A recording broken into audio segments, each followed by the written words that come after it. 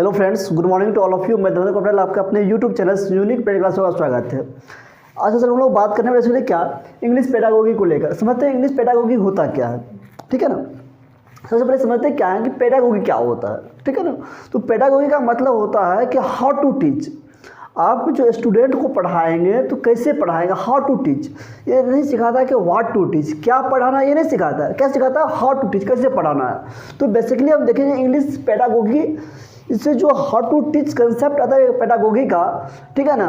तो उसको समझेंगे और समझेंगे क्या आपका सीटेट का एग्ज़ाम जो होने वाला है, उस सीटेट के एग्ज़ाम में क्या है, इससे कौन कौन से क्वेश्चन आएंगे, ठीक है ना, उसको हम कवर करने वाले हैं। और उतना ही चीज़ इस टॉपिक में हम लोग पढ़ने वाले हैं इंग्लिश पेडागोगी में, जो आपके एग्ज़ाम से रिलेटेड हो।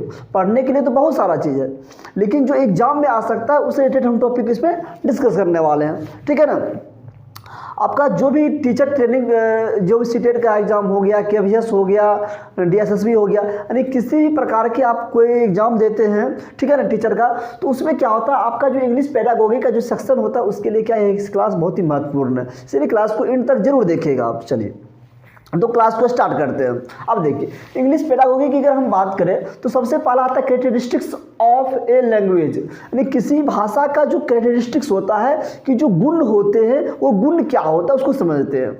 कोई भाषा जो होता है क्या होता है कि सिंबॉलिक होता है, it is symbolic and dynamic. ये क्या होता है, सिंबॉलिक होता है और डायनेमिक होता है। अब ऐसा सिंबॉलिक क्या होता है, अगर सिंबॉलिक की बात करें तो किसको समझिएगा, कोई भी लैंग्वेज जो होता है क्या होता है, सिंबॉलिक होता है। सिंबॉलिक कहने का मतलब हो गया किसी भी लैंग्वेज को बनने के लिए सिंबल चाहिए। बिना सिंबल का कोई भी लैंग्वेज नहीं बनेगा। जब तक उसको सिंबल नहीं होगा तब तक उसको डिनोट नहीं कर पाएंगे कोई चीज़ को। जैसे अगर इंग्लिश की बात किया जाए तो इंग्लिश का जो सिंबॉलिक अगर हम देखें, देखिए यहाँ पे A B C A D हो गया ना, इस तरह से इसका सिंबल है कि नहीं है। तो ये क्या है, सिंबॉलिक। और हिंदी की अगर हम बात करें तो हिंदी में क्या होता है, ओ आ, ठीक है ना। अगर उर्दू की बात करें तो उर्दू में उसका पास सिंबल होता है, आपको सिर्फ उर्दू का जो है ये आता है। इसका मतलब क्या होता है, 5 होता है। यानी क्या देखें आप, हिंदी इंग्लिश, हिंदी उर्दू देखें तो सबका अपना अपना सिंबल है कि नहीं। तो ये जो सबका सिंबल जो देख रहे हैं आप, क्या है कि भाषा का एक गुण बतलाता है। अगर इसी गुण से, इसी सिंबल से हम पहचानते हैं कि ये भाषा क्या है, नहीं ये क्या कहना चाहता है। समझ रहे मेरे बात को, हम क्या कह रहे हैं। चलिए उसके बाद कहता है कि भाषा जो होता है, लैंग्वेज जो होता है, डायनेमिक होता है। डायनेमिक का मतलब क्या होता है कि परिवर्तनशील होता है, ये बदलते रहता है, चेंजिंग होते रहता है भाषा, यानी समय के साथ क्या चेंजिंग होते रहता है, ठीक है ना। अभी देखिए जिस समय आप पढ़ते होंगे, मान लीजिए अगर 4 साल पहले की अगर बात किया जाए तो इंग्लिश का जो बुक था, इंग्लिश का जो 5-4 क्लास का अगर बुक देखिएगा, बच्चा लोग का बुक देखिएगा, उसमें इंग्लिश का वर्ड का जो पावर देखिएगा, वर्ड क्या था, इजी था। लेकिन अभी का जो बुक देखिएगा उसमें क्या हो गया कि वर्ड का चेंजेशन आया है। डे टू डे लाइफ में क्या हो गया, वर्ड का मतलब इंप्रूवमेंट देखने को मिला। तो नहीं उसमें क्या हुआ कि वर्ड चेंज हुआ है कि नहीं। इसीलिए डायनेमिक ये चेंज होते रहता है, ठीक है ना। तो समझ रहे इस बात को। अब देखिए उसका होता है मीन्स ऑफ कम्युनिकेशन। तो लैंग्वेज क्या होता है आपका, मीन्स ऑफ कम्युनिकेशन, यानी किसी भी चीज़ से अगर हमें बातचीत करना है, कम्युनिकेट करना है, उसके हमको लैंग्वेज चाहिए, ठीक है। अगर आपको हम गाय के पास खड़ा कर दे, बकरी के पास खड़ा कर दे, तो गाय और बकरी बोलते रह जाएगी भैया, लेकिन आप समझ नहीं पाइएगा। हाँ, जो आदमी उस चीज़ को केयर करता है, उसका जो पेट एनिमल है जिसका वो, ठीक है, उसकी इशारों का, उसकी बोली को समझ सकता है, लेकिन वो एग्जैक्टली क्या बोल रहा है उस चीज़ को नहीं समझ सकता है, क्योंकि उसके पास क्या होता है, लैंग्वेज कम्युनिकेशन स्किल्स नहीं होते, नहीं लैंग्वेज को कम्युनिकेट नहीं कर पाता है, ठीक है ना। हम लोगों से उसकी लैंग्वेज को हम समझ नहीं पाते हैं। लेकिन हम लोग जो लैंग्वेज बोलते हैं वो क्या होता है, कम्युनिकेशन में यूज होता है। आपसे हम बात कर रहे हैं, मेरी बात आप समझ रहे हैं, इसका मतलब क्या हो रहा है, कम्युनिकेट हो रहा है, ठीक है। जस्ट लाइक क्या है कि कम्युनिकेशन का काम करता है लैंग्वेज, ठीक है। और उसका था मीडियम्स ऑफ इंस्ट्रक्शंस। लैंग्वेज क्या करता है, इंस्ट्रक्शन का काम करता है। इंस्ट्रक्शन का यह क्या होता है, इंस्ट्रक्शन की एक बात क्या जाए समझिएगा कि आपको कोई काम करना है, कोई आपको काम करना है, तो कोई आपको इंस्ट्रक्ट करता है, अरे गाइड करता है, बताता है, निर्देशन देता है, ये काम कीजिए। तो जो काम करने के लिए कहता है, किसी ना किसी लैंग्वेज का प्रयोग करता है कि नहीं करता है। तो लैंग्वेज का प्रयोग करता है, तो लैंग्वेज किस में आया, इंस्ट्रक्शन में आया। उसका होता है लैंग्वेज इज अरेबेटरी। तो लैंग्वेज क्या आपका स्वच्छंद है, अरेबेटरी है। ये कहने का मतलब है कि इसका अपना मीनिंग नहीं होता, इंडिपेंडेंट रहता है मीनिंग से। क्या होता है, इंडिपेंडेंट रहता है। जैसे आप इंडिपेंडेंट नहीं समझे क्या होता है, ठीक है, चलिए समझते हैं उसको।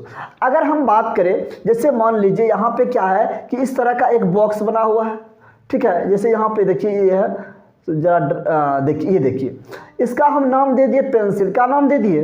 पेंसिल नाम दे दिए, ठीक है, इसको पेंसिल कहने लगे। अगर इसी का नाम हम दे देते यहाँ पर क्या, यहाँ पर इसी का नाम देते कि रॉकेट। क्या नाम देते? रॉकेट नाम देते, मान लीजिए। तो क्या करते, इसको हम रॉकेट ही बोलते, है कि नहीं? क्या है, रॉकेट ही बोलते। तो इसका मतलब क्या, देखिए आप यहाँ पे कि इंग्लिश क्या है कि मीनिंग से इंडिपेंडेंट है, हम लोगों ने उनका नाम रखा। अब देखते हैं कि क्या है, वैज्ञानिक क्या करती है, कोई चीज़ खोज करती है, तो जब खोज करती है तो उसका क्या करती है, अपना एक नेमिंग कर देती है। क्या करती है? नेमिंग करती है। किसी ना किसी लैंग्वेज में उसका नेमिंग करती है कि नहीं करती? जब वो किसी ना किसी लैंग्वेज में उसका नेमिंग करती है तो क्या है कि जो आपको फिक्स नहीं कि इसी लैंग्वेज का यूज होगा या यही चीज़ होगा, जिसका नेमिंग कर दिया, ठीक है, वो नेमिंग हो जाता है। यानी क्या हुआ, स्वच्छंद है उस वो जो पहले जो कोई सामान देखा गया था, जो खोजा गया था, तो क्या था, अपने आप में एक यूनिक था ना, उसका कुछ नाम दे दिए तो क्या हो गया, नाम पड़ गया। इसीलिए उसको कहा जाता है लैंग्वेज इज अरेबिट्री। लैंग्वेज क्या है, आपका स्वच्छंद है, नहीं क्या है कि जो किसी भी क्या है कि क्या, देखिए, तो इंग्लिश क्या है कि मीनिंग से इंडिपेंडेंट। क्या है? मीनिंग से इंडिपेंडेंट। इसका कोई स्पेशल मीनिंग नहीं होता, उसका कुछ हम मीनिंग रख देते हैं तो मीनिंग उसका हो जाता है। समझ रहे इस बात को? चलिए, उसके बाद हम लोग समझते हैं कुछ और टॉपिक्स को। चलिए, तो हम समझते हैं उसके बाद क्या कि लैंग्वेज एक्विजिशन क्या होता है। एक्विजिशन की अगर हम बात करें तो एक्विजिशन का मतलब होता है अर्जन। क्या होता है? अर्जन होता है। समझिएगा, क्या होता है? अर्जन होता है। यानी भाषा को हम एक्वायर कैसे कर सकते हैं इन्वायरमेंट से, उसके बारे में हम लोग देखते हैं लैंग्वेज एक्विजिशन क्या होता है। तो भाषा जो अर्जन किया जाता है, जो एक्वायर किया जाता है, एक्विजिशन किया जाता है, वो क्या होता है कि नेचुरली प्रोसेस होता है। क्या होता है? Naturally, without any systematic problem, systematic process. यानी कि भाषा को जो हम एक्वायर करते हैं या एक्विजिशन करते हैं, जो अर्जित करते हैं, ठीक है ना, वो नेचुरली करते हैं, अपने आप करते हैं, जिस इन्वायरमेंट से करते हैं। और क्या होता है, इसका कोई सिस्टम नहीं होता है। अब समझिए, आप अपने घर फैमिली में रहते हैं, ठीक है ना, अपने आस पड़ोस जो रहते हैं, जो लैंग्वेज बोला जाता है, जैसे मैं अपने घर की अगर हम बात करूं तो अपने घर में क्या होता है कि हिंदी बोला जाता है तो हिंदी को एक्वायर कर लेते, अगर इंग्लिश बोला जाता है तो इंग्लिश को एक्वायर कर लेते। तो क्या होता है कि इंग्लिश एक ऐसी प्रोसेस होती है जो इंग्लिश एक्विजिशन की अगर ऐसी प्रोसेस होती है जिसके अंदर क्या होता है कि बच्चे क्या करते हैं, भाषा को अपने सोसाइटी से, अपने फैमिली से, अपने स्कूल से, फिर अपने नेबरहुड से क्या करते हैं कि भाषा को एक्वायर कर लेते हैं। ठीक है, इस भाषा एक्विजिशन की इस प्रोसेस में बच्चे क्या करते हैं, फिर नेचुरली भाषा को सीख जाते हैं। और इसके लिए उसको कोई सिस्टमेटिक रूप से नहीं पढ़ना है, इसके बाद ये, इसके बाद ये, इसके बाद ये, स्टेप बाय स्टेप उसको पढ़ने की जरूरत नहीं पड़ती है, अपने आप ये सीख लेते हैं। अब देखिए, एक्विजिशन के अंतर्गत क्या होता है कि भाषा के हम नेटिव और सेकेंड लैंग्वेज को पढ़ते हैं। समझिए, तो सेकेंड लैंग्वेज का मतलब ये होता है कि एक्विजिशन को, देखिए, भाषा को जो है, लैंग्वेज को जो है, एक्विजिशन के अंतर्गत हम, ऐसा नहीं है कि फर्स्ट लैंग्वेज को ही हम एक्वायर कर सकते। जैसे हम लोग का है फर्स्ट लैंग्वेज क्या होता है, जनरली हम लोग हिंदी बोलते हैं ना, तो हिंदी को क्या करते हैं, हमको कुछ सीखना नहीं पड़ता है, स्कूल जाना नहीं पड़ता है कि हिंदी सीखना है, हिंदी बोलना है, राम आम खाता है, सीता एक लड़की है, इंग्लिश से कन्वर्सेशन करने, हिंदी में कन्वर्सेशन जो करते हैं हम लोग, इस तरह से करते हैं नहीं करते, क्योंकि हमको शुरू से ही घर पर ही क्या होता है कि बोलते रहता है, फैमिली में हम सुनते रहते हैं, उस चीज़ को एक्वायर कर लेते हैं। ठीक है ना, जैसे बच्चे का जन्म होता है तो क्या होता है कि गार्जियन बोलते कि बउआ क्या कर रहे हो, खाना खाए, क्या किए, नहीं किए, अरे सारा बात बोलते रहता है, उसको ऐसा लगता है कि बच्चा हमसे बातचीत कर रहा है। ठीक है, तो क्या करता है कि जो गार्जियन होते हैं, जो उसके आड़ोस पड़ोस के जो लोग आते हैं, उससे जो मिलते हैं, छोटे से बच्चे से मिलते हैं, तो उसके क्या करते हैं, अपनी भाषा के प्रयोग उस पर करते हैं। ठीक है, उसको मतलब वो अपने आप को वैसे जताते हैं कि नहीं, बच्चा क्या कर रहा है, हमारा भाषा सुन रहा है और सीख रहा है, समझ रहा है, लेकिन ऐसा होता नहीं है। लेकिन क्या होता है कि धीरे धीरे यही चीज़ वो सुनते उसके सबकॉन्शियस माइंड में सेट हो जाता है कि ये क्या बोल रहे हैं, ये क्या बोल रहे हैं, क्या बोल रहे हैं, क्या बोल रहे हैं। ठीक है ना, उस चीज़ को समझ लेता है। तो वहीं से बच्चा क्या करता है, भाषा को एक्वायर करना शुरू करता है, अर्जित करना शुरू करता है, एक्विजिशन करना शुरू कर देता है। समझ रहे बात को? उसके लिए हमें किसी हिंदी का रूल नहीं पढ़ना पड़ता है, उसका नियम नहीं पढ़ना पड़ता। ठीक उसी प्रकार से अगर हिंदी को हम एक्वायर कर लेते हैं, इसी प्रकार से इंग्लिश को भी हम एक्वायर कर लेते हैं। अगर इंग्लिश इन्वायरमेंट में अगर हमको रख दिया जाए या किसी छोटे बच्चे को रख दिया जाए तो क्या करेगा, छोटा बच्चा उस चीज़ को, इंग्लिश को भी एक्वायर कर लेगा। ठीक है ना। अब देखिए होंगे कि जो छोटा छोटा बच्चा होता होगा उसको प्री स्कूल में ही भेजना शुरू करता है। जैसे कि माने 2 से 3 साल हुआ, 3 साल का क्या करता है कि जनरली अभी के जो समय है, अभी का जो समय है 3 साल से 4 साल हुआ, स्कूल भेजता है। तो स्कूल भेजता है तो वहाँ क्या करते हैं, वहाँ का जो इन्वायरमेंट होता है, अगर इनरिच इन्वायरमेंट है, अगर सिर्फ इंग्लिश का इन्वायरमेंट वहाँ पर है तो बच्चा तुरंत सीखना होता है। A for apple, B for ball. तो घर आएगा तो बोलेगा कि मम्मी मुझे एप्पल ला दो, पापा मुझे एप्पल ला दो, ऐसा बोलता है। उसके बाद may I go to toilet sir, may I come in sir. इस तरह की क्या करते हैं कि शब्द का यूज करते रहते हैं। ठीक है, बचपन से सीखना शुरू करते हैं। और इसी तरह का उसका माहौल अगर बना रहा, फैमिली में भी, घर में भी बना रहा, तो क्या करेगा, इंग्लिश को क्या करेगा, ज़्यादा ज़्यादा एक्वायर कर लेगा। नेटिव लैंग्वेज की अपेक्षा क्या होगा, सेकेंड लैंग्वेज को भी क्या करेगा, एक्वायर कर सकता है। वो नेटिव लैंग्वेज को तो एक्वायर करेगा ही करेगा। अगर उसको क्या होगा, ऐसा अगर माहौल हो जाएगा तो सेकेंड लैंग्वेज को भी एक्वायर कर लेगा। नहीं, जो उसका लैंग्वेज प्रीफर करता है, हिंदी अगर फर्स्ट लैंग्वेज है, जहाँ बोला जाता है हिंदी, वहाँ उसके लिए तो फर्स्ट लैंग्वेज हो गया। और जो बोला नहीं जाता घर परिवार में, आस पड़ोस में, तो उसका सेकेंड लैंग्वेज हुआ। तो अगर वैसा इन्वायरमेंट अगर उसको मिल जाए, उस समाज में ऐसा मिल जाए, उस जगह पर ऐसा मिल जाए, तो उसको भी क्या कर सकता है, वो अर्जित कर सकता है, एक्विजिशन कर सकता है, उसको एक्वायर कर सकता है। ठीक है ना। अब देखिए नोम चॉम्स्की कहते हैं, क्या कहते हैं कि बच्चे के अंदर क्या होता है कि इनेट एबिलिटी होता है किसी भी लैंग्वेज को सीखने के लिए, किसी भी लैंग्वेज को क्या करता है, सीखने के लिए इनेट एबिलिटी होती है। यानी कहने का मतलब हो गया बच्चे के अंदर क्या होती है, जन्मजात क्षमताएं होती है। ठीक है ना, कि बच्चे क्या करें, लैंग्वेज को एक्वायर कर सके, क्या कर सके, एक्वायर सके। ठीक है, लेकिन सिर्फ ये जो लैंग्वेज एक्विजिशन की कैपेसिटी जो होती है सिर्फ मनुष्य में ही होता है, किसी जानवर में नहीं होता है। ठीक है, ये भी ध्यान रखिएगा। और ये बोले थे लैंग्वेज क्या है कि जन्मजात क्षमताएं होती है बच्चे के अंदर वो सीखने की। 5 साल तक का जो ये पीरियड होता है ना, उसमें क्या करता है, बच्चे लैंग्वेज को अधिक से अधिक मात्रा में एक्वायर कर लेते हैं। ठीक है, अगर 5 साल तक किसी बच्चे को जिस इन्वायरमेंट में डालिएगा, उस इन्वायरमेंट का उस लैंग्वेज को क्या करता है, एक्वायर कर लेता है। लेकिन समय के साथ 5 साल के बाद क्या होता है, जो लैंग्वेज एक्विजिशन डिवाइस होता है, ठीक है ना, बच्चे में वो धीरे धीरे काम करना स्लो कर देता है। इसीलिए देखते होंगे कि जो बच्चा थोड़ा बड़ा हो गया, किशोर अवस्था में पहुंच गया है, तो वैसे बच्चे क्या होता है कि किसी भी इंग्लिश, किसी सेकेंड लैंग्वेज को सीखने के क्या होता है, काफ़ी उसको मुश्किलें सामना करना पड़ता है, काफ़ी उसको ट्रांसलेशन विधि का प्रयोग करना पड़ता है, काफ़ी सारा मेहनत करना पड़ता है। लेकिन जो छोटा बच्चा होता है, अगर उसको शुरू से उस इन्वायरमेंट में डाला जाए तो क्या होगा, बच्चे को क्या करेगा, इंग्लिश को एक्वायर, उस लैंग्वेज सेकेंड लैंग्वेज को क्या करेगा, एक्वायर कर लेगा। समझ गए बात को। अब देखिए ये जो लैंग्वेज एक्विजिशन की जो प्रोसेस होती है सब कॉन्शियस होती है, कॉन्शियस नहीं होती, सब कॉन्शियस होती है। इसको अनकॉन्शियस भी कर सकते हैं हम लोग। ठीक है, यानी ये क्या है कि इसके लिए किसी भी एकदम पूरा ध्यान से लगाना है कि नहीं पढ़ना है। सिर्फ हम लोग क्या करते हैं, कुछ तो याद करते हैं, एकदम ध्यान से पढ़ते रटते करते हैं। लेकिन ध्यान रखिएगा, जब हम हिंदी जब सीखना शुरू किए थे, याद कीजिए, कभी सोचे थे कि हिंदी हमको सीखना है, किसी से बात करना है, कभी सोचे थे, नहीं सोचते। तो जस्ट लाइक उसी तरह से जो एक्विजिशन होता है, क्या होता है कि सोचना नहीं पड़ता है, सीखना नहीं, समझना नहीं पड़ता है कि नहीं सीखना है, सीखना माइंड में चीज सेट नहीं करना पड़ता है। समझ रहे बात को।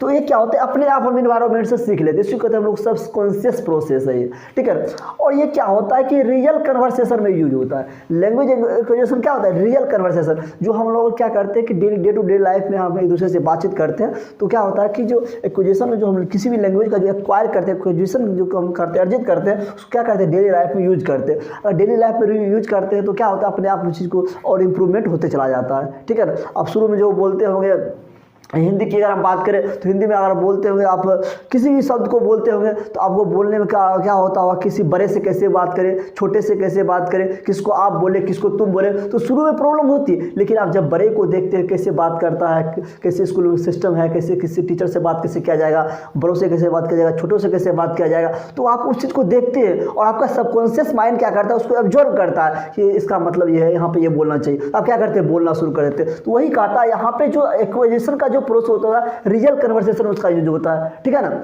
अब देखिए उसके बाद हम लोग समझेंगे एक्विजिशन लर्निंग क्या होता है, उसको देख लेते हैं। लैंग्वेज लर्निंग की हम बात करें तो लैंग्वेज लर्निंग क्या आपका सिस्टमेटिक वे में किया जाता है, यानी स्टेप बाय स्टेप क्या जाता है, सिस्टम के साथ उसको देखा जाता है। लेकिन एक्विजिशन में क्या देखे थे, हम क्या करते हैं, किसी भी लैंग्वेज को क्या करते हैं कि इन्वायरमेंट से उसको हम क्या करते हैं कि जो सीख लेते हैं, ग्रहण कर लेते हैं, उसको क्या करते हैं हम लोग लैंग्वेज को एक्वायर कर लेते हैं, इन्वायरमेंट से अपने आप सीख लेते हैं। और बिना सिस्टम का, कोई अलग से सिस्टम नहीं होता कि इसके बाद ये सीखना पड़ेगा। लेकिन लैंग्वेज लर्निंग में क्या होता है कि हमें हर एक चीज़ सिस्टमेटिक वे में करना पड़ता है कि नहीं है। समझ गए ना। अगर हमको लैंग्वेज लर्निंग करना है तो पहले क्या करना पड़ेगा, हमको लैंग्वेज लर्निंग के लिए सबसे पहले उसका जो बेसिक मेथड है उसको समझना पड़ेगा, ठीक है ना। उसके बाद क्या करना पड़ेगा, उसका यूज करना पड़ेगा, उसका बार बार यूज करना पड़ेगा, सिस्टम में रहकर उसको क्या करना पड़ेगा, सीखना पड़ेगा।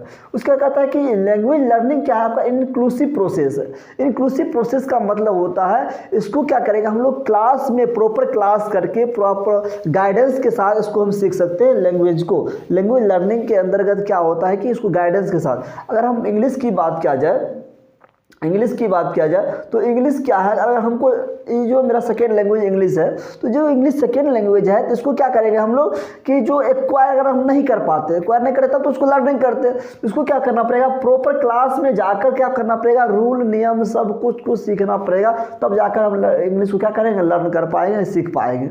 समझ रहे बात को, इसीलिए इसको इंक्लूसिव प्रोसेस कहा गया है, ठीक है ना। क्वेश्चन आपका आता है कि इंग्लिश कैसा प्रोसेस है, तो इंक्लूसिव प्रोसेस है, ठीक है ना। और ये क्या सिस्टमेटिक वे में सिखाया जाता है। उसका होता है ये कॉन्शियस प्रोसेस है, क्या है, कॉन्शियस प्रोसेस है, यानी ये चेतन प्रक्रिया है। कॉन्शियस का मतलब होता है चेतन प्रक्रिया होता है, यानी इसको ध्यान केंद्रित करके क्या करना है, उसको सीखना पड़ता है, ठीक है ना। लैंग्वेज क्या करना पड़ता है, सीखना पड़ता है कि लैंग्वेज को जब तक हम कॉन्शियस नहीं रहेंगे तब तक क्या करेंगे, लैंग्वेज को हम सीख नहीं सकते। समझ रहे बात को, चलिए कॉन्शियस प्रोसेस हो गया। और क्या होता है कि लैंग्वेज लर्निंग में क्या होता है कि अगर सही इन्वायरमेंट मिले, सही इन्वायरमेंट मिले, अगर फैमिली का इन्वायरमेंट सही है, मीनिंगफुल इन्वायरमेंट है, तो वहाँ पे क्या होता है, आसानी से लैंग्वेज लर्निंग किया जा सकता है, बहुत ही फास्ट में किया जा सकता है। समझ रहे बात को, चलिए तो समझ गए लैंग्वेज लर्निंग क्या होता है। उसके बाद समझते क्या है कि जो दिया हुआ यहाँ पे, उसका समझते क्या है कि जो व्हाट इज, अब समझते हैं लैंग्वेज लर्निंग, उसका समझते क्या है कि लैंग्वेज लर्निंग और लैंग्वेज एक्विजिशन में मुख्य रूप से अंतर क्या होता है। Language learning and acquisition, language learning and acquisition में क्या अंतर होता है उसको देख लेते हैं। एंड एक्विजिशन में, लैंग्वेज लर्निंग एवं एक्विजिशन में क्या अंतर होता है, बताइए क्या होता है। अगर लैंग्वेज एक्विजिशन और लर्निंग की बात किया जाए तो दोनों में जो मुख्य अंतर होता है आपका क्या होता है, वो आपका इन्वायरमेंट का होता है। क्या होता है, इन्वायरमेंट का होता है, इन्वायरमेंट का होता है, ठीक है ना। अगर आपको इनरिच इन्वायरमेंट मिलता, अगर इनरिच इन्वायरमेंट मिलता तो आप इंग्लिश को एक्वायर ही कर लेते, इसको लर्न करने की जरूरत नहीं पड़ती। अगर आपको हिंदी का अगर इनरिच इन्वायरमेंट नहीं मिलता तो हिंदी को आपको लर्न करना पड़ता है कि नहीं। तो दोनों में क्या डिफरेंस देखिए कि दोनों की जगह हमको इन्वायरमेंट का डिफरेंस पड़ा। अगर कोई 5 साल का बच्चा अगर इंडिया में जन्म लिया है, मान लो लोकल फैमिली में जन्म लिया है जहाँ पे इंग्लिश का बोलचाल नहीं होता है, तो अगर उसको एक को अगर बिहार या कहीं भी मतलब अदर स्टेट में रखा जाए, उसका पालन पोषण किया जाए, एक को अमेरिका भेज दिया जाए, तो क्या देखिएगा आप, जो बच्चा इंडिया में है, जो जिस माहौल हिंदी के माहौल में है, हिंदी इन्वायरमेंट में है, तो क्या करेगा, हिंदी को सीख लेगा, हिंदी को एक्वायर कर लेगा।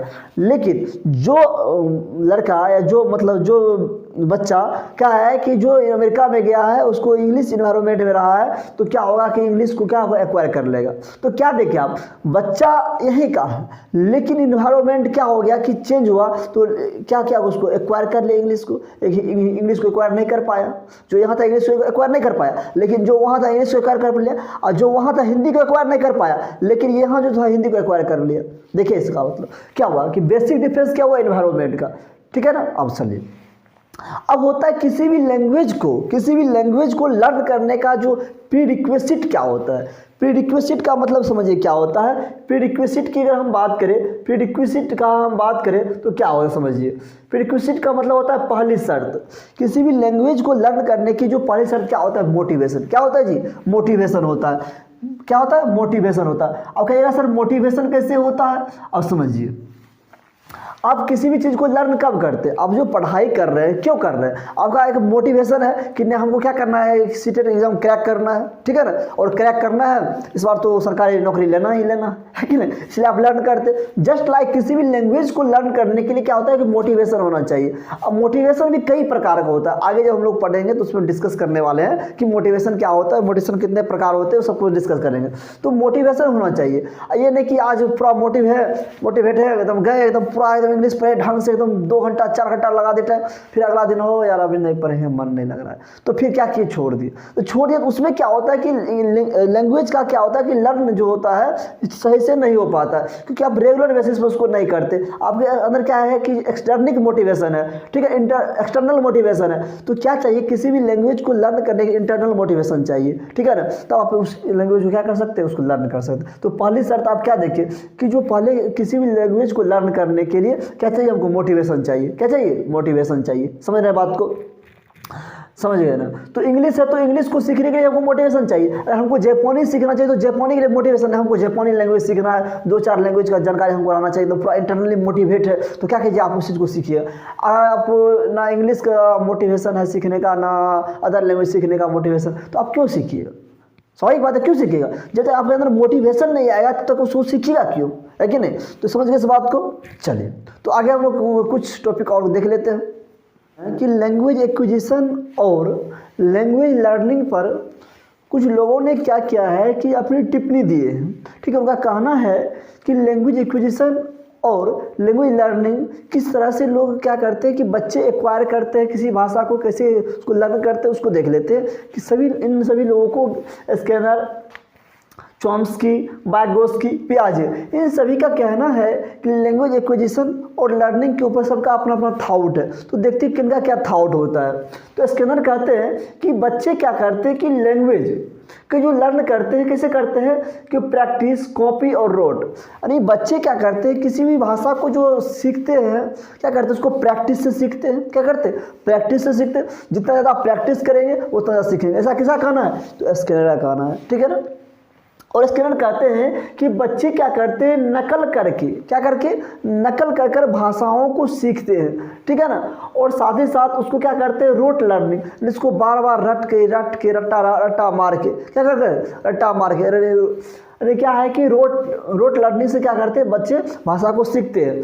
ऐसा किसका कहना है, तो स्किनर का कहना है। इनका ऐसा मानना है कि बच्चे क्या करते हैं, प्रैक्टिस, कॉपी और रोट लर्निंग से क्या करते हैं, भाषा को एक्वायर करते हैं, लर्न करते हैं, ठीक है ना।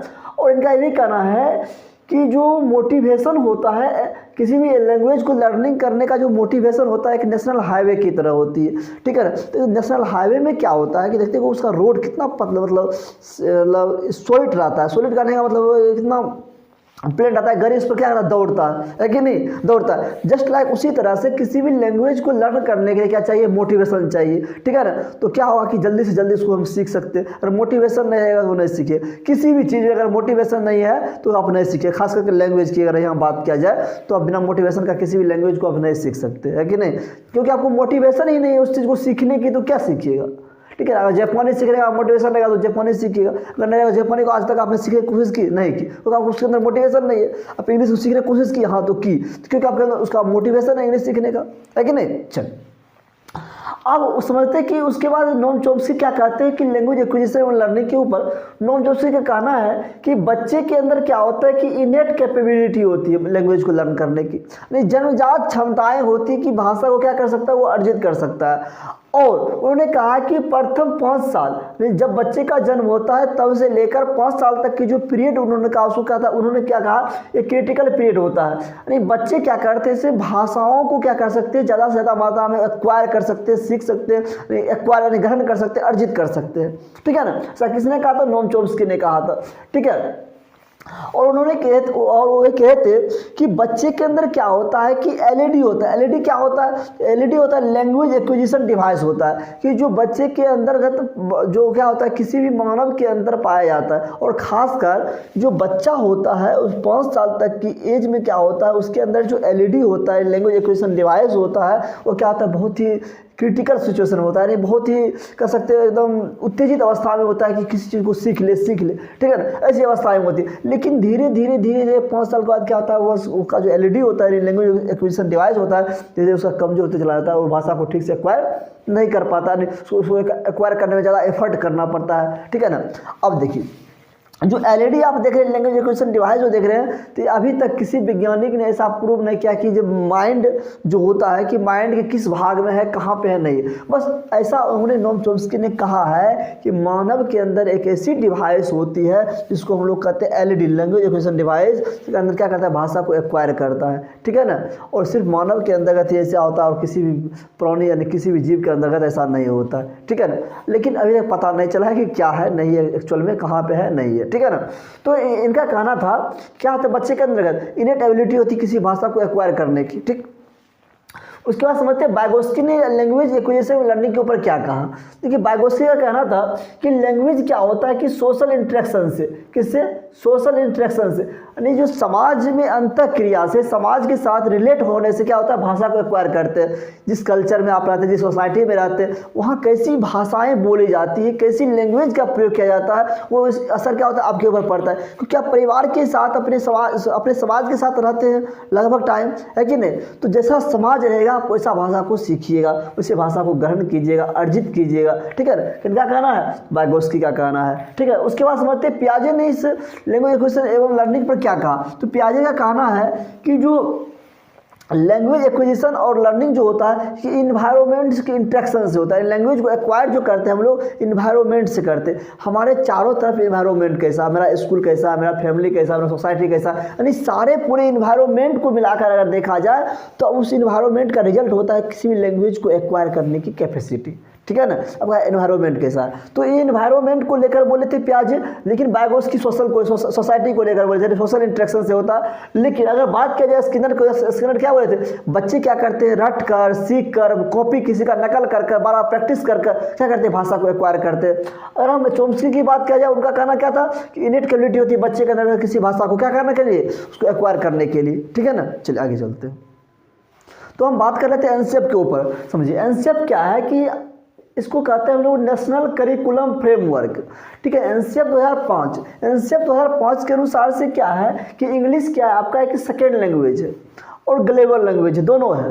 तो एनसीएफ 2005 कहता है इंग्लिश हमारा क्या है, सेकेंड लैंग्वेज है और ग्लोबल लैंग्वेज है। अगर सेकेंड लैंग्वेज की अगर बात किया जाए तो सेकेंड लैंग्वेज के अंतर्गत जो इसको जो एनसीएफ ने इंग्लिश को अगर सेकेंड लैंग्वेज कहा तो ऑब्जर्वेशन के अनुसार से ये क्या है, सेकेंड लैंग्वेज है, यानी सेकेंड लैंग्वेज के रूप में इसको हम सीखते हैं, ठीक है ना।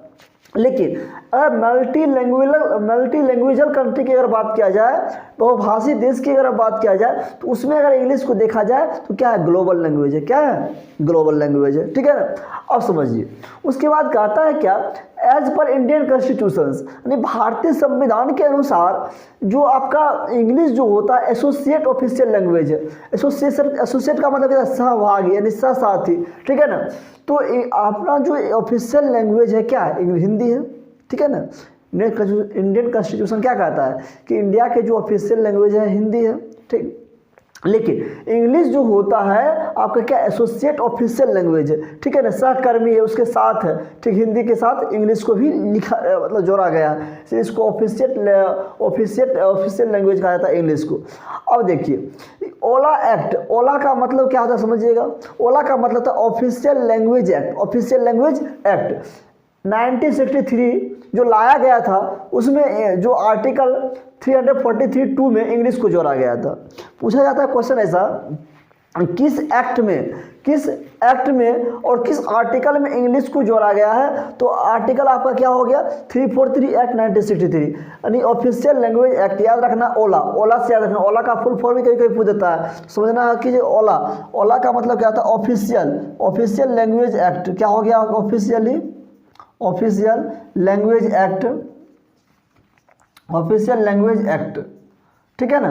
तो ऑफिशियल लैंग्वेज एक्ट 1963 और आर्टिकल 43(2) में इंग्लिश को रखा गया, और उसी एक्ट में 1963 की एक्ट में आर्टिकल क्या है 343 के सेक्शन 1 में क्या गया, हिंदी को रखा गया, और 2 में इंग्लिश को रखा गया, ठीक है ना।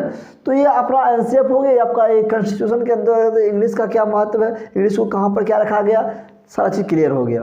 तो इस क्लास स्किल्स की अगर हम बात करें, सबसे पहले स्किल्स क्या होता है समझिएगा। अब किसी भी चीज़ को सीखने का जो तरीका होता है, जिसको हम सीखते हैं उसको स्किल्स कहते हैं, ताकि हमारा जो क्या हो, होमोजीनियस डेवलपमेंट हो सके, ठीक है ना, उस स्किल्स से। तो उसी प्रकार से लैंग्वेज एक स्किल्स है, ठीक है। कोई भी लैंग्वेज, सिर्फ हिंदी इंग्लिश उर्दू की बात नहीं, लैंग्वेज स्किल्स, यानी कोई भी लैंग्वेज क्या स्किल्स है, उसको सीखा गया जाता है, उसको समझते हैं। देखिए किसी भी लैंग्वेज को सीखने की जो पर्पस होती है, ठीक है ना, या जो उसकी तरीका जो होती है, उसको हम लैंग्वेज स्किल्स कहते हैं। उसमें क्या उसका प्रोसेस क्या होता है, किस तरीका से सीखा जाता है, उसको समझते हैं। सबसे पहले क्या, किसी भी लैंग्वेज को सीखने के लिए हमको क्या चाहिए, उसको लिसनिंग कैपेसिटी होना चाहिए, जो उसको हम ध्यान से सुन सकें और उसके बाद हम उसको बोल भी सके, रीड भी कर सके और राइट भी कर सके। ये सारा का सारा जो प्रोसेस होता है, इस प्रोसेस के थ्रू क्या करते हैं, किसी भी लैंग्वेज को स्किल्स यानी एक्वायर कर पाते हैं, ठीक है ना। ये आपका लैंग्वेज स्किल्स हो गया। अब इसी में देखिए लिसनिंग, और अभी इसी में जो दिया हुआ आपका है लिसनिंग दिया हुआ है, और आपका दिया हुआ क्या, रीडिंग। तो लिसनिंग और रीडिंग जो आपका आता है कहलाता है रिसेप्टिव या पैसिव स्किल्स।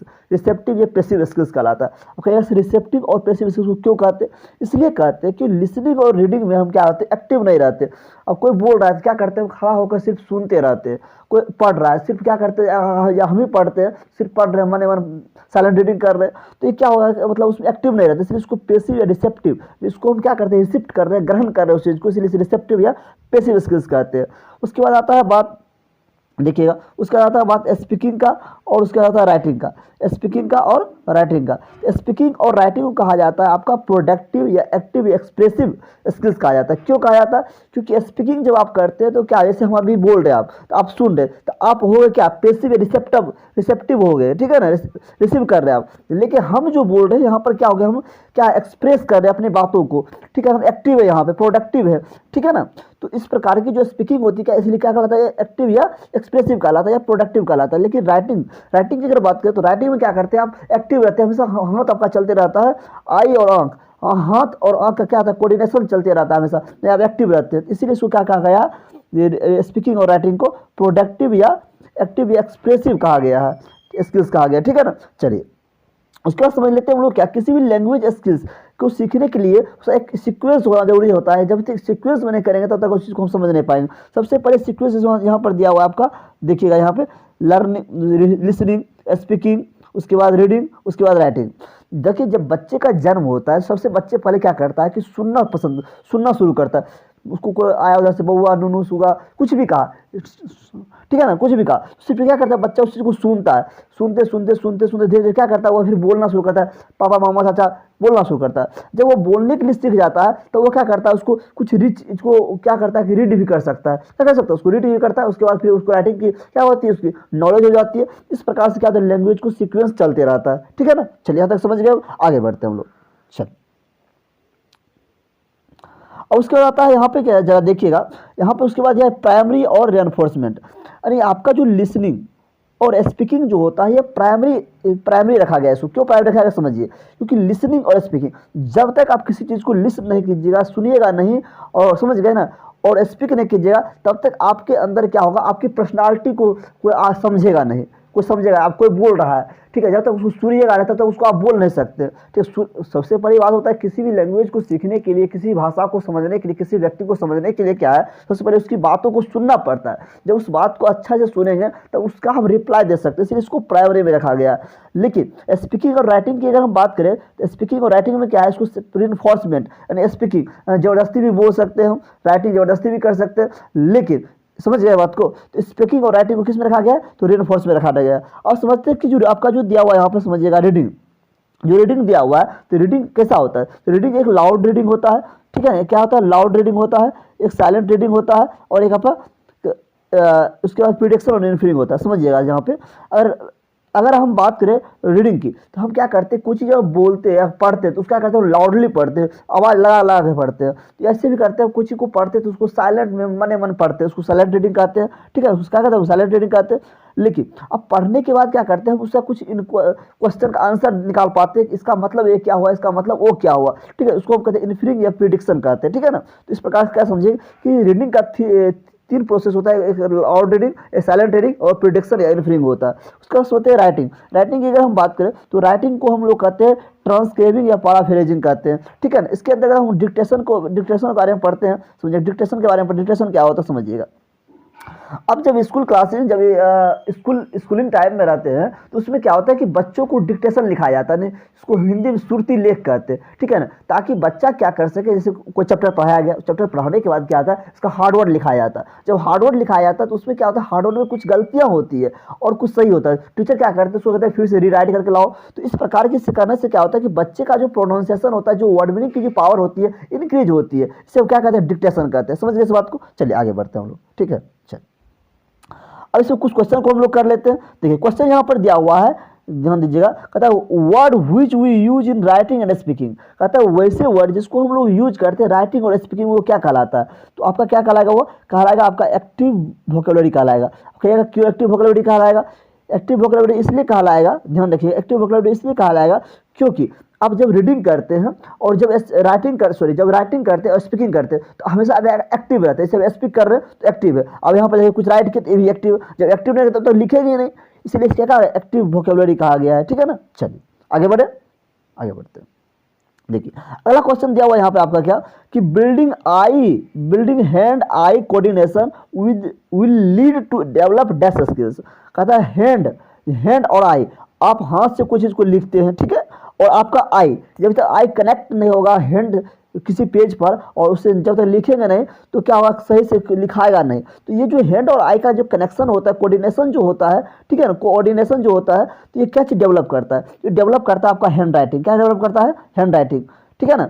आई और हैंड और आई, क्योंकि हैंड का प्रयोग हम लिसनिंग में नहीं कर सकते हैं, स्पीकिंग में नहीं कर सकते हैं, रीडिंग में नहीं कर सकते, समझ गए, किस में करते हैं? हैंड राइटिंग में करते हैं, राइटिंग लिखने में करते हैं, इसलिए इसका आंसर क्या होगा आपका? हैंड राइटिंग हो जाएगा, ठीक है। चलिए आगे बढ़ते हैं हम लोग। अगला क्वेश्चन दिया हुआ यहाँ पे, अगला क्वेश्चन कहता है यहाँ पे which of the following is defined as the social dialect.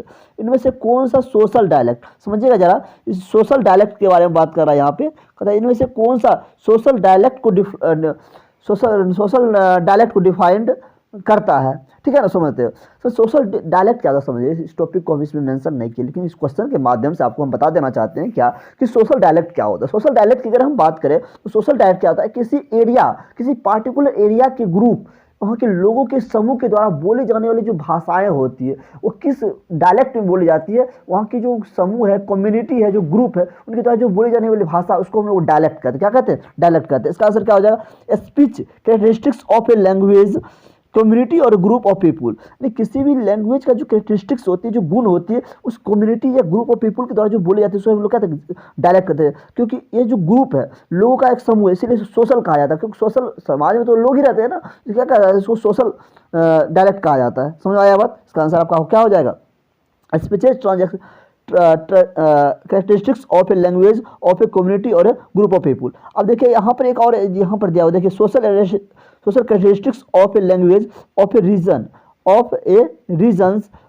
Regions within a language. यहाँ पर भी देखिए, यहाँ पर क्या गया है, यहाँ पे speech characteristics of a region, यहाँ रीजन का बात कर रहा है। जब रीजन पार्टिकुलर नहीं होता है इसमें सोशल डायलेक्ट, उस रीजन में रहने वाले लोग या उसकी कम्युनिटी या ग्रुप ऑफ पीपुल को जो भाषा का यूज करता है, उसको हम लोग सोशल डायलेक्ट कहते हैं। समझ गए? इसलिए आपका आंसर क्या होगा? लेसन 4 नंबर का होगा, ठीक है। चलिए आगे बढ़ते हैं। अगला दिया हुआ यहाँ पे देखिएगा, अगला क्वेश्चन दिया हुआ यहाँ पे, क्वेश्चन तो नहीं है यहाँ पे, देखिए इस टॉपिक को समझते हैं। एक दिया हुआ intensive and extensive reading. Intensive and extensive reading क्या होता है समझते हैं पहले, एक एक कर। इंटेंसिव की अगर हम बात करें, इंटेंसिव रीडिंग की हम बात करें तो इसको क्या करते हैं हम लोग, स्पेसिफिक डिटेल्स के लिए पढ़ते हैं क्लासरूम में, ठीक है ना। अब इंटेंसिव रीडिंग जब भी पढ़ा जाएगा तो इन द क्लासरूम, कहाँ पढ़ा जाएगा, तो क्लासरूम के अंदर पढ़ा जाएगा, ठीक है ना, पढ़ा जाएगा, ठीक। लेकिन अगर हम बात करें एक्सटेंसिव रीडिंग की, अगर हम बात करें तो ये क्या होता है कि क्लास के बाहर भी पढ़ा जाता है, ठीक है ना, आउटसाइड द क्लासरूम पढ़ा जाता है। और ये जो पढ़ा जाता है एक्सटेंसिव रीडिंग, ये मजे के लिए पढ़ा जाता है, मजे के लिए पढ़ा जाता है। कोई बुक ले लिए, कहानी पढ़ लिए, नॉवल पढ़ लिए, तो क्या हुआ, खुद को प्लीजर, खुद को खुशी देने के लिए पढ़ लेते। लेकिन इंटेंसिव रीडिंग में क्या होता है कि किसी जैसे कि कोई ग्रामर का रूल पढ़े या फिर फिजिक्स का लॉ पढ़े, ठीक है ना, या केमिस्ट्री का कोई फॉर्मूला याद किए, उसको अच्छे बारीकी से समझे, इस तरह की जो रीडिंग होती है उसको इंटेंसिव कहते हैं। लेकिन जो मजे के लिए सिर्फ होता है, उसको कोई मतलब प्रॉपर का एग्जाम ले जाना, ये कुछ नहीं करना, उसको हम कहते हैं हम लोग एक्सटेंसिव रीडिंग। समझ में आया बात? चलिए आगे बढ़ते हैं। चलिए तो यहाँ पर समझिएगा जरा। अब उसके बाद आता है यहाँ पर क्या दिया हुआ है साइट वर्ड। तो साइट वर्ड से क्या समझते हैं पहले साइट वर्ड क्या होता है। अगर साइट वर्ड की अगर हम बात करें, समझिएगा जरा, साइट वर्ड की अगर हम बात करें तो साइट वर्ड क्या होता है कि sight words are the words that appear most frequently in the reading and writing. तो वैसे वर्ड जो बार बार क्या हो, हम जब रीडिंग करते हैं, राइटिंग करते हैं, हमारे नज़रों के सामने बार बार वर्ड आता है, ठीक है, बार बार वर्ड आता है। जैसे आप कोई द हिंदू का जैसे मान लीजिए न्यूज़पेपर पढ़ते हैं, या द टाइम्स का, इंडिया टाइम्स का न्यूज़पेपर पढ़ते हैं, यानी कोई भी जब न्यूज़पेपर पढ़ते हैं या कोई भी नॉवेल्स जब पढ़ते हैं आप, उसमें क्या होता है कि कोई वर्ड बार बार आपके सामने आता है, उसको बार बार आप नोट डाउन करते हैं, बार बार आता है, बार बार नोट डाउन करते हैं। तो ऐसे वर्ड को क्या करते हैं आप, क्या कहते हैं, उसको साइट वर्ड्स कहते हैं। समझ गए ना बात को, यानी बार बार जिस चीज़ को हम जिस वर्ड को यूज करते हैं उसको क्या कहते हैं हम लोग साइट वर्ड कहते हैं, ठीक। चलिए उसके बाद आता है आपका स्कैनिंग। क्या होता है समझिए, स्कैनिंग होता है किसी भी चीज़ को लगातार यानी क्विकली फास्ट में पढ़ना। क्या करना, किसी चीज़ को फास्ट में पढ़ना, ठीक है ना, फास्ट में क्विकली पढ़ना, किसी चीज़ को फास्ट में पढ़ना, और फास्ट में पढ़ना, स्पीड में पढ़ना, और उससे क्या करना, स्पेसिफिक डिटेल निकालना। यानी स्पेसिफिक डिटेल का मतलब क्या हो गया कि जिस चीज़ के लिए हम उस चीज़ को पढ़ रहे हैं, उस चीज़ से उस पॉइंट को हम निकाल पा रहे हैं कि नहीं निकाल पा रहे। अगर निकाल लिए तो वो स्कैनिंग कहलाया। समझ रहे बात को। जैसे आप जाते हैं कहीं पे जाते हैं, जैसे मेट्रो सिटी में जब जाइएगा आप, मेट्रो ट्रेन पढ़िएगा, मेट्रो में बैठिएगा, तो मेट्रो स्टेशन पर जाइएगा जब, तो आपका स्कैनिंग किया जाता है। आपका बैग का स्कैनिंग किया जाएगा, आपका बॉडी का स्कैनिंग किया जाएगा। उससे क्या होता है कि आपके शरीर के अंदर का कोई मेटल आप छुपा कर जा रहे हैं, मेटल पहने हुए, तो वो क्या करता है, स्कैनिंग मशीन आपको डिटेक्ट कर लेता है, पता कर लेता है कि इसके बंदा के पास क्या है, कि कोई मेटल है, ठीक है। ठीक उसी प्रकार से क्या करते हैं हम लोग अपने नज़रों से, अपने निगाहों से क्या करते हैं, बुक को पढ़ते हैं और उसको क्या करते हैं, स्कैनिंग करते हैं कि उसके अंदर ये पॉइंट है कि नहीं है। अगर है तो उसको क्या करते हैं हम लोग निकाल लेते हैं, फाइंड आउट कर लेते हैं, ठीक है ना। तो ये क्या क्या कहलाएगा, आपका स्कैनिंग कहलाएगा, ठीक है ना। चलिए आगे बढ़ते हैं। चलिए तो उसके बाद यहाँ पे दिया हुआ क्या है देखिए जरा। उसके बाद दिया स्कीमिंग, समझ गए ना। स्कीमिंग समझते क्या होता है। स्कीमिंग का मतलब क्या होता है कि इसको भी कहते हैं हम लोग क्या करें, स्पीड में कोई चीज़ को रीडिंग रेपिडली, लगातार कोई चीज़ को पढ़ते रहना, उससे क्या करना है कि जनरल ओवरव्यू आएगा, आइडिया निकाल लेना, ठीक है ना। जिस्ट या उसको हम कह सकते हैं जिस्ट या ओवरऑल आइडिया, यानी कुछ चीज़ को पढ़े, बस इसका मतलब ये होता है, ठीक है ना। ऐसा कोई एक मतलब पॉइंट उसमें नहीं खोजना पड़ता है, बस इसका एक जनरल आइडिया निकाल लेते हैं, स्कीमिंग कहलाता है वो, ठीक है ना। मजे के लिए पढ़ लेते हैं, उसको स्कीमिंग कहते हैं। अब देखिए स्कैनिंग को हम लोग क्या कहते हैं, इंटेंसिव रीडिंग कहते हैं। इंटेंसिव रीडिंग क्या कहते हैं समझिएगा। इंटेंसिव रीडिंग इसलिए कहते हैं स्कैनिंग को क्योंकि स्कैनिंग के अंतर्गत क्या करते हैं हम लोग, उस प्रॉपर चीज़ को फाइंड आउट करते हैं, इसलिए इंटेंसिव, इसको क्या कहते हैं, इंटेंसिव रीडिंग कहते हैं। लेकिन स्कीमिंग को हम कहते हैं एक्सटेंसिव रीडिंग, क्योंकि स्कीमिंग में क्या करते हैं, सिर्फ मजे के लिए पढ़ते हैं, ऊपर ऊपर पढ़ लिए, मतलब टू द पॉइंट, सिर्फ क्या किए, बुक एक बार थोड़ी रीड कर लिए, रेपिडली रीड कर लिए, ठीक है, उसको इसलिए इसको एक्सटेंसिव रीडिंग कहते हैं, ठीक। चलिए आगे बढ़ते हैं। अगला पॉइंट दिया हुआ यहाँ पे, क्वेश्चन कुछ दिया हुआ है, क्वेश्चन को देख लेते हैं, ठीक है ना। क्वेश्चन को कर लेते हैं, उसके बाद हम लोग आगे डिस्कस करेंगे। देखिए अगर Diya Shruti reads a magazine to find specific details. देखिए यहाँ क्या दिया हुआ है, स्पेसिफिक डिटेल दिया हुआ, ध्यान रखिए, स्पेसिफिक इन्फॉर्मेशंस, ठीक है ना, about the event reported, what reading is known as, what her reading is known as. देखिए कहता है कि श्रुति क्या करती है, एक मैगजीन पढ़ती है, उसमें क्या करती है, कुछ स्पेसिफिक यानी कुछ मुख्य इन्फॉर्मेशन को खोजना चाहती है, ठीक है ना। तो वो किस प्रकार का रीडिंग कहलाएगा, वो जस्ट बताए थे। जब भी स्पेसिफिक मीनिंग की अगर बात किया, इन्फॉर्मेशन की बात किया जाएगा, विशिष्ट इन्फॉर्मेशन की बात किया जाए, तो हमेशा क्या कहलाता है, आपका स्कैनिंग कहलाता है। क्या कहलाता है, स्कैनिंग कहलाता है। समझ गए बात को, क्या कहलाएगा, आपका स्कैनिंग कहलाएगा। लेकिन अगर मजे के लिए तो स्कीमिंग हो जाएगा, ठीक है ना। समझ गए, इसका आंसर क्या होगा, स्कैनिंग हो जाएगा। आगे बढ़ते हैं, चल तो आगे देखिए जरा। उसके बाद यह लेक्सिकल वर्ड्स क्या होते हैं समझते हैं। तो लेक्सिकल वर्ड वैसे वर्ड को कहते हैं जो इंडिपेंडेंट मीनिंग देता हो, जो कंटेंट वर्ड देता हो, उसको हम लेक्सिकल वर्ड कहते हैं। यानी किसी भी दूसरे वर्ड पर डिपेंडेंट नहीं रहता है, ठीक है, ऐसे कहते हैं लेक्सिकल वर्ड्स कहते हैं। जैसे ब्रेव हो गया, पुअर हो गया, ऑनेस्ट हो गया, ठीक है ना, ऑनेस्ट हो गया, ये सारा का सारा वर्ड क्या कहलाता है, आपका लेक्सिकल वर्ड्स कहलाता है। समझ रहे बात को, किसी पर डिपेंड नहीं रहता, खुद इसका अपना आप मीनिंग होता है एक, ठीक। चलिए आगे बढ़ते हैं। उसके बाद फंक्शनल वर्ड क्या होता है। तो फंक्शनल वर्ड वैसे वर्ड होता है जो दूसरे वर्डों पर डिपेंडेंट होता है, यानी दो वर्डों पर डिपेंडेंट होता है या किसी को ज्वाइंट करने का काम करता है, उसको हम फंक्शनल वर्ड कहते हैं। एंड हो गया, बट हो गया, ठीक है ना, और हो गया, ठीक है, एंड हो गया, एंड दिया हुआ है तो और हो गया। चलिए आपका और हो गया, ठीक है, बट हो गया, ये सारा का सारा वर्ड जो आप देख रहे हैं, सारा का सारा वर्ड क्या है, फंक्शनल वर्ड है, ठीक है ना। चलिए आगे बढ़ते हैं हम लोग, आगे देखिए। उसके बाद आता है कॉन्ट्रास्ट, उसके बाद क्या है कॉन्ट्रास्ट पेयर या मिनिमल पेयर क्या होता है समझिए। तो कॉन्ट्रास्ट पेयर या मिनिमल पेयर की बात किया जाए तो क्या करता है इसका जो contrast pair, contrast pair of the word that is pair of words, ये वर्ड का पेयर होता है the same except the constructing letters. यानी लेटर का क्या होता है कि कंस्ट्रक्ट होता है, यानी प्रतिस्पर्धा होते रहता है लेटर में। जैसे यहाँ पर दिया हुआ देखिएगा, ध्यान दीजिएगा, देखिएगा जरा ध्यान दीजिएगा, इस चीज़ को ध्यान दीजिएगा आप यहाँ पे, ठीक है। देखिए यहाँ पर दिया हुआ कैट रैट दिया हुआ है ना, कैट रैट, इसका जो प्रोनाउंसिएशन करते हैं इसको जो कॉन्ट्रास्ट या मिनिमल पेयर जो वर्ड होता है ना, जो टर्म है, इसका मुख्य रूप से यूज किया जाता है कि किसी भी वर्ड का जो प्रोनाउंसिएशन है उसको शुद्ध करने के लिए, जैसे बोले कैट रैट, तो बच्चे को क्या होता है शुरू में कैट रैट में अंतर ही पता नहीं चलता है, कैट रैट, तो इसलिए उसको क्या किया जाता है कैट रैट के माध्यम से उसको प्रोनाउंसिएशन को शुद्ध करने की कोशिश किया जाता है। देखिएगा जो क्लास यूकेजी एलकेजी या एलकेजी यूकेजी में जो रहता है उसको सिखाया जाता है सब चीज़ कैट रैट के बारे में, ठीक है ना। 1-2 में जो रहता है, 1 में जो रहता है उसको वहाँ तक ये चलता है। कैट जैसे कैट रैट हो गया, फैट मैट हो गया, टैप टैप हो गया, तो ये सारा का सारा वर्ड देखिए क्या है कि हल्का का 1-2 वर्ड का चेंजिंग है, लेकिन प्रोनाउंसिएशन से क्या हो रहा है कि लगभग एक जगह से लगता है कि मिल रहा है प्रोनाउंसिएशन, ठीक है ना। ऐसे वर्ड को हम लोग क्या कहते हैं कॉन्ट्रास्ट या मिनिमल पेयर कहते हैं। टैप से टेक टैप हो गया, टीम डीम हो गया, ठीक है। इस प्रकार के वर्ड क्या कहलाता है आपका कॉन्ट्रास्ट या मिनिमल पेयर ऑफ वर्ड्स कहलाता है। चलिए समझ रहे हैं इस बात को, चलिए आगे बढ़ते हैं हम लोग।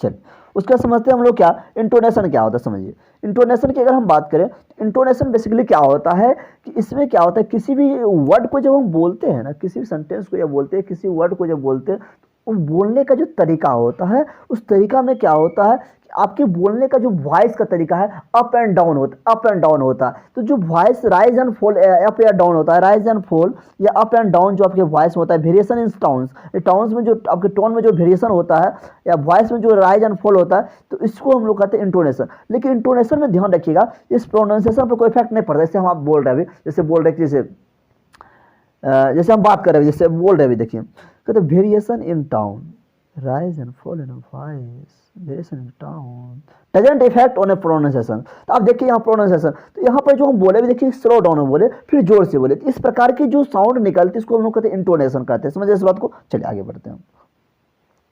उसके बाद समझते हैं क्या कि जो साउंड जो होता है इंग्लिश लैंग्वेज में ये कितना होता है। और टोटल साउंड की बात करें तो टोटल इंग्लिश लैंग्वेज में जो साउंड होता है, ठीक है ना, 44 होता है, उससे वोवेल 20 वोवेल साउंड की अगर बात किया जाए तो 20 वोवेल साउंड से कॉन्सोनेंट साउंड कितना है 24 साउंड से कॉन्सोनेंट साउंड है, ठीक है। चलिए आगे बढ़ते हैं। चलिए उसके बाद हम लोग समझते हैं फोनिम क्या होता है। समझिए अगर फोनिम की बात किया जाए तो किसी भी साउंड का जो स्मॉलेस्ट यूनिट होता है ना उसको फोनिम कहा जाता है। क्या कहा जाता है? फोनिम कहा जाता है। देखिएगा जब बच्चे का जन्म होता है ना, बच्चा जब बोलना शुरू करता है सबसे पहले बोलना चा पा मा दा दा ला, ठीक है, इस प्रकार के साउंड बोलता है। तो इस प्रकार के साउंड जो बोलता है इसी को कहते हैं हम लोग फोनिम कहते हैं, इसलिए स्मॉलेस्ट यूनिट ऑफ साउंड कहा जाता है, ठीक है ना। उसके बाद समझते हैं मॉर्फिम क्या होता है। मॉर्फिम क्या होता है कि किसी मीनिंग का स्मॉलेस्ट यूनिट होता है, smallest unit of the meaning, किसी मीनिंग का स्मॉलेस्ट यूनिट होता है, नहीं उसको आप ब्रेक नहीं कर सकते। जैसे सॉइल को क्या ब्रेक कीजिएगा आप, ठीक है ना। जैसे फूड हो गया, सॉइल हो गया, ठीक है ना, गो हो गया, इसको क्या ब्रेक कीजिएगा। तो ये किसी भी वर्ड का क्या होता है, किसी मीनिंग का क्या होता है, स्मॉलेस्ट यूनिट होता है मॉर्फिम, ठीक है। चलिए आगे बढ़ते हैं हम लोग। उसके बाद दिया हुआ यहाँ पे सिमेंटिक्स क्या होता है समझते हैं। अगर सिमेंटिक्स की हम बात करें तो सिमेंटिक्स बताता है कि किसी भी लैंग्वेज में उसका मीनिंग कैसे काम करता है, how meaning work in a language, यानी मीनिंग जो है किसी भी लैंग्वेज में जो उसका मीनिंग है कैसे काम करता है। या इसके अंदर हम लोग पढ़ते हैं कि जो किसी भी वर्ड का जो मीनिंग होता है या फ्रेज होता है कैसे काम करता है, इसकी स्टडी हम लोग करते हैं सिमेंटिक्स के अंतर्गत, ठीक है ना। आगे बढ़ते हैं चलिए। उसके बाद हम बात करते हैं फोनेटिक्स की क्या होता है समझिएगा। अगर फोनेटिक्स की अगर हम बात करें तो फोनेटिक्स क्या होता है समझिएगा उसके ऊपर। तो फोनेटिक्स जो होता है इसको कहते हैं हम लोग स्टडी ऑफ स्पीच साउंड। जो हम कुछ भी बोल रहे हैं, स्पीच कर रहे हैं, ठीक है, आपके सामने स्पीच कर रहे हैं, वो आपको कानों में साउंड जा रही है, तो इसकी जो स्टडी होता है उसको फोनेटिक्स कहते हैं। क्या कहते हैं? फोनेटिक्स कहते हैं। अब समझिएगा फोनेटिक्स की अगर हम समझ गए, उसके बाद समझते हैं इंग्लिश अल्फ़ाबेट क्या होता है समझिएगा। फोनेटिक्स के अंतर्गत जो इंग्लिश अल्फ़ाबेट होता है, अल्फ़ाबेटों की संख्या हम लोग बचपन से पढ़ते हैं 26 होता है। क्या होता है? 26 लेटर होता है। इस 26 लेटर को 2 भागों में बांटा गया, एक वोवेल एक कॉन्सोनेंट, एक कॉन्सोनेंट एक वोवेल, एक कॉन्सोनेंट एक वोवेल। कॉन्सोनेंट जानते हैं आप, इसकी संख्या 21 है, वोवेल की संख्या कितनी है? 5 है। इस बात को हम लोग जानते हैं, ठीक है ना। अब समझिए जो 26 इंग्लिश अल्फ़ाबेट जो होता है, इससे जो साउंड निकलती है उस साउंडों की संख्या होती है 44। कितनी होती है? 44 साउंड निकलती है। इस 44 साउंडों को दो भागों में बांटा गया है, ठीक है, क्योंकि अल्फ़ाबेट है, अल्फ़ाबेट दो भागों में है, एक वोवेल एक कॉन्सोनेंट। अगर वोवेल की कॉन्सोनेंट की संख्या की बात करें तो 21 है, जस्ट बढ़ाया है, और वोवेल की संख्या की बात करें तो कितना है? 5 है। कितना है? चलिए 5 है, ठीक है। चलिए तो कॉन्सोनेंट की अगर हम बात करें तो कितना है? 21 है, और वोवेल की बात करें तो कितना है? 5 है, ठीक है ना। चलिए 5 है। तो जो कॉन्सोनेंट आपका 21 है, इस 21 कॉन्सोनेंट से कितना साउंड निकलता है? तो 24 साउंड निकलता है। ये जो 5 वोवेल है, इससे कितना साउंड निकलता है? 20 साउंड निकलता है, समझ रहे हैं। तो इसी 24 प्लस 20 क्या हुआ? 44 साउंड हो गया, समझ रहे इंग्लिश अल्फ़ाबेट में। अब देखिए वोवेल साउंड को भी दो भागों में बांटा गया है, एक होता है मोनोथोंग्स, एक होता है डिप्थोंग्स। अब मोनोथोंग्स क्या होता है, डिप्थोंग्स क्या, तो समझते हैं उसको। अगर मोनोथोंग्स की बात करें, इसी मोनोथोंग्स को हम लोग प्योर वोवेल भी कहते हैं, इसको सिंगल वोवेल भी कहते हैं, ठीक है ना। और इसकी संख्या कितना है? 12 है। इसकी संख्या कितनी है? 12 है। देखिए वहीं पर डिप्थोंग्स की बात किया जाए, डिप्थोंग्स संख्या कितनी है? 8 है। और इसी डिप्थोंग्स को इम्प्योर वोवेल या ग्लाइड वोवेल भी कहा जाता है, ठीक है ना। चलिए आगे बढ़ते हैं इसको और देखते हैं। अब समझते हैं उसके बाद क्या, कि जो यहाँ पे ध्यान दीजिएगा कि समझते हैं मोनोथोंग्स क्या होता है। अगर अभी जस्ट बताए थे मोनोथोंग्स की संख्या कितनी है? 12 है, ठीक है ना। मोनोथोंग्स क्या होता है? आपका सिंगल वोवेल साउंड होता है, ये नॉर्मल वर्ड इसको कह सकते हो, ठीक है ना। इसमें क्या होता है कि एक सिंगल यानी कोई भी जो वर्ड बोलते हैं उस वर्ड में क्या होता है, सिर्फ एक वोवेल का यूज हो, जैसे बट बोले तो जैसे देखिए यहाँ पर ध्यान दीजिएगा, जरा जूम कर लेते हैं, ठीक है ना, आपको अच्छा से समझ में आ जाएगा।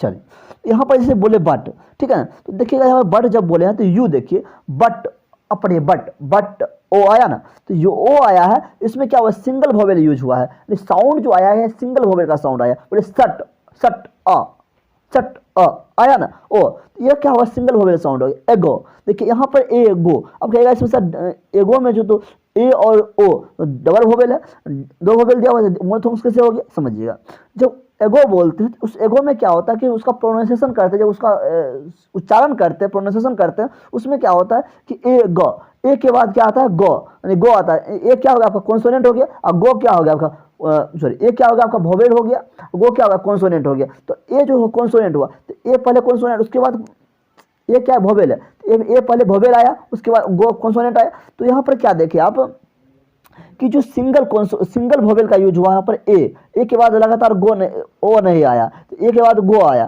तो ए क्या होगा? वोवेल है, गो कॉन्सोनेंट है, तो इसीलिए इसको क्या कहते हैं? मोनोथोंग्स कहा जाता है। अबाउट, अबाउट देखिए, अबाउट जो लिखा हुआ है यहाँ पर ध्यान दीजिएगा, अबाउट जो लिखा हुआ है ABUT अबाउट, देखिएगा यहाँ पे ए बोले तो ए आया, उसके बाद बो आ गया, ए बो आ गया, यहाँ ए आ गया।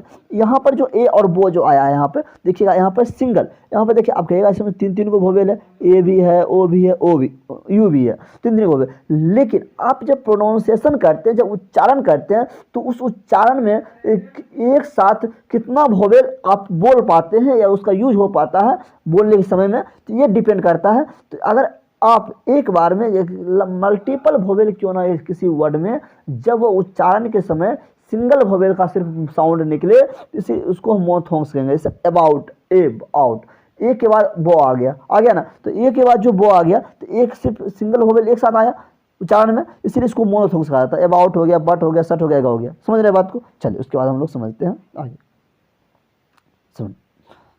समझिएगा उसके बाद और समझते हैं डिप्थोंग्स के बारे में। समझिए डिप्थोंग्स क्या आता है। डिप्थोंग्स संख्या कितनी? 8 है, ठीक है ना। तो जस्ट बताया था कि साउंड देखना नहीं होता, सिर्फ उसका सीक्वेंस देखना होता है। साउंड क्या होता है? किसी भी मोनोथोंग्स हो या डिप्थोंग्स हो, पहले समझिए डिप्थोंग्स क्या होता है, समझिए। तो डिप्थोंग्स क्या आता है? डिप्थोंग्स में क्या होता है कि डबल वोवेल साउंड का यूज किया जाता है, यानी इसमें क्या होता है कि डबल वोवेल होता है, ठीक। जैसे देखिए इसमें 2 वोवेल का यूज किया जाएगा आपका, ठीक, और सिंगल सिलेबल होना चाहिए। जैसे हुआ गेट, देखिए ध्यान दीजिएगा जरा, इसको जूम कर ले एक बार, ध्यान दीजिएगा जरा, देखिए जैसे बोले गेट, तो गेट जो बोले हैं देखिए यहाँ पे गेट, एट, देखिए यहाँ पे ए और ए दो वोवेल आया, गेट, इसमें डबल वोवेल है, लेकिन डबल वोवेल है तो इसका जो साउंड है डबल वोवेल है, क्या है? डबल वोवेल है। ए आया ना, चे A R O A R, लेकिन उसमें नहीं आया था, जैसे एगो बोले थे, तो उस एगो में जो बोले थे, ध्यान दीजिएगा, एगो जो बोले थे ए गो, ए क्या बोले थे, एगो। इसको देखिए जो पढ़िएगा क्या पढ़िएगा, एगो पढ़िएगा ना। जब एगो पढ़िएगा तो इसमें सिंगल वोवेल आया, साउंड हुआ सिंगल वोवेल का, लेकिन इसका साउंड नहीं हुआ ओ का। जब ओ का साउंड नहीं हुआ इसलिए इसको मोनोथोंग्स कहा गया था, समझ रहे हैं बात को। लेकिन जब यहाँ पर हम गेट की अगर हम बात करते हैं, जब हम यहाँ पे गेट की हम बात करते हैं, ध्यान दीजिएगा, जब गेट की बात करते हैं, एट एट एट एट, ठीक है ना, इस प्रकार से साउंड आता है, ठीक है ना। इस प्रकार साउंड जो आता है इसीलिए इसको क्या मुस्का लगा, समझ आया बात। चलिए इसके आगे देख लेते हैं।